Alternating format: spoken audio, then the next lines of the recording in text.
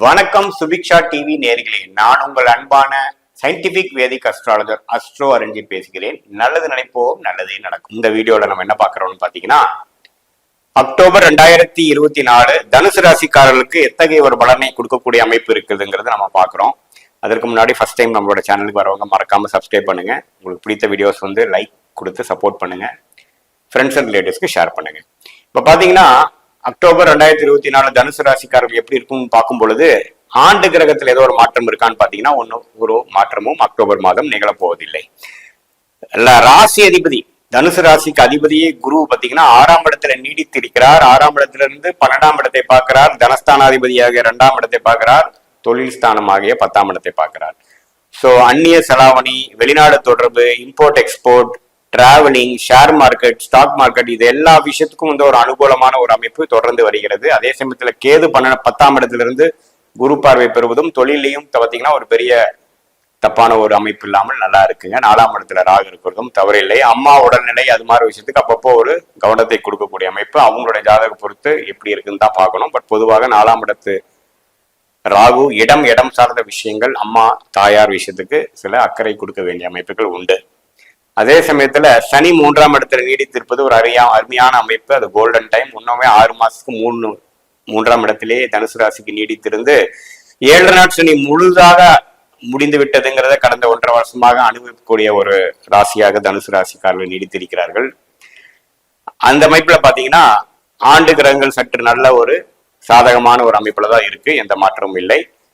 மாத கிரகங்கள், மாதம் பயிற்சி ஆகக்கூடிய கிரகங்கள் எப்படி இருக்குன்னு பார்க்கும் பொழுது, செவ்வாய் இதுவரை ராஜயோகாதிபதி செவ்வாய் 7ஆம் இடத்தில் இருந்து ராசியை பார்த்து சில நண்பர்கள், பார்ட்னர்ஸ், கொலீக்ஸ், வீட்டில் இருக்கக்கூடிய குடும்பத்தினர் இல்ல சில அப்ஸ் அண்ட் டவுன்ஸ், சில ஆர்கியூமெண்ட்ஸ், சில கருத்து வேறுபாடுகள், சில விஷயங்கள் அவ்வளவு சரியில்லைங்கிற மாதிரி சில பிரச்சனைகள் கொடுத்துட்டு இருந்தது கொஞ்சம் விலகுதுங்க.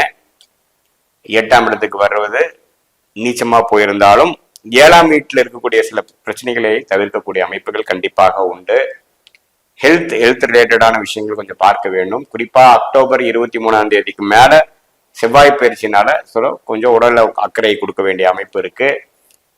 குழந்தைகள் விஷயத்துல கொஞ்சம் அக்கறையை கொடுக்க வேண்டிய அமைப்பு இருக்கு. அது நீங்க பாத்துக்கணும்.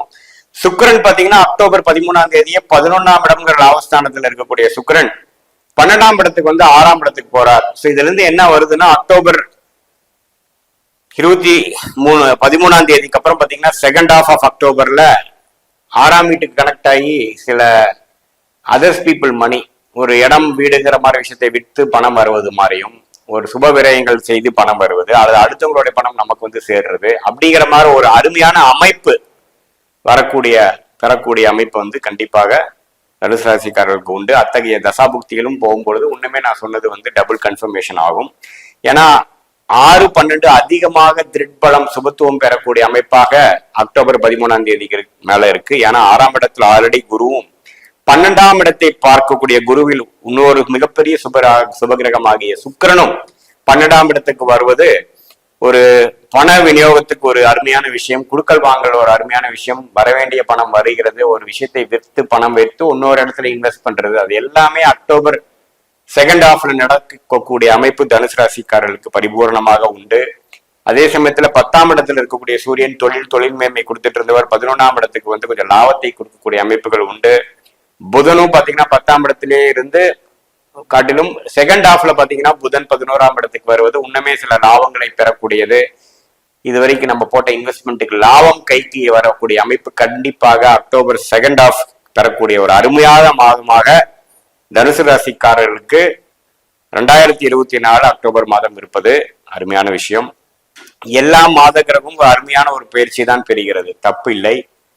என்ன சில பேருக்கு ஒரு கடன் வாங்கும் பொழுது நல்ல கடனா, தேவையற்ற கடனா, சுப கடனா அதை பண்ண முடியுமா, அல்லது அசுப கடனா மாறக்கூடியதாங்கிறது கொஞ்சம் தெளிவா பார்த்து பெறணும். ஏன்னா பணப்போக்குவரத்து அதிகரிக்க போகிறது. ஒரு விஷயத்தை விற்று இன்னொரு விஷயத்தை வாங்குவது, அல்லது ஒரு இடத்த ஒரு மாதிரியான ஒரு அமௌண்ட் வாங்கி இன்னொரு அது மூலமா ஒரு தொழில்ல மேன்மை பெறுகிறது. ஒரு இன்வெஸ்ட்மெண்ட் பண்ணக்கூடிய அமைப்பு, ஸ்டாக் மார்க்கெட், இது எல்லாத்துலயுமே ஒரு குடுக்கல் வாங்கல் அதிகமாக வரக்கூடிய அமைப்புகள் உண்டு. லாங் டிஸ்டன்ஸ் டிராவல் கொடுக்கக்கூடிய அமைப்பு இருக்கு. வெளிநாடு போய் எதிர்பார்த்துட்டு இருக்கிறவங்க விசா கிடைத்து போகக்கூடிய அமைப்புகள் இருக்கு. எல்லாமே ஒரு மூவ்மெண்ட் ஆகக்கூடிய ஒரு மாதமாக அக்டோபர் 2024 பரிபூர்ணமாக உண்டு என்பதை நீங்கள் தெரிந்து கொள்ள வேண்டும். ஸோ தனுசு ராசிக்கு 7 நாள் சனி முடிந்ததுனாலையும் குரு 6ஆம் இடத்திலே இருந்து நீடித்து 12ஆம் வீடு 10ஆம் வீடு 2ஆம் வீட்டை பார்ப்பதனாலையும் சுக்கிரன் 12ஆம் வீட்டுக்கு வந்து சில விஷயங்கள் சுப விரயங்கள் பணவரவு அது மாதிரி விஷயங்கள் கொடுப்பதனாலையும் ஓரளவுக்கு ஒரு குதூகலமான ஒரு மாதமாக அக்டோபர் 2024 இருப்பது ஆக நாம தெரிந்து கொள்ள வேண்டும். அதுவும் இல்லாமல் சூரியன் புதன் செவ்வாய் எல்லாமே ஒரு நல்ல ஒரு பயிற்சி பெறக்கூடிய அமைப்பு. ஹெல்த் மட்டும் பார்த்தீங்கன்னா லேட்டர் மந்த் செகண்ட் ஆஃப் மேலே வரக்கூடியது கொஞ்சம் கவனம் பார்க்க வேண்டிய அமைப்பு இருக்கு. அது குறிப்பாக ஒரு பிரயாணம் பண்ணும் பொழுது ஒரு டிராவலிங் பண்ணும் பொழுது கொஞ்சம் பார்த்துக்கணும். மற்றபடி பார்த்தீங்கன்னா எல்லாமே ஓரளவுக்கு சிறப்பான ஒரு மாதமாக இருக்கு. இது வந்து ஒரு பொதுவான பலன்களே தவிர உங்களுடைய ஜென்ம ஜாதகத்தில் இப்பொழுது தற்போது என்ன தசா புக்திகள் போயிட்டு இருக்கிற பொறுத்து நம்ம துல்லியமான பலன்கள் கண்டிப்பாக எடுக்கலாம். சாதகமான பலன்கள் போகும்பொழுது நான் சொன்ன சாதகமான பலாபலன்கள் அதிகமாகவும், சாதகமற்ற தசாபுக்திகள் போகும் பொழுது நான் சொன்ன சாதகமான பலன்கள் சற்று குறைவாகவும் நீங்கள் உங்கள் வாழ்க்கையில் பார்க்கலாம். மீண்டும் மற்றொரு காணொலியில் சந்திப்போம். நன்றி, வணக்கம்.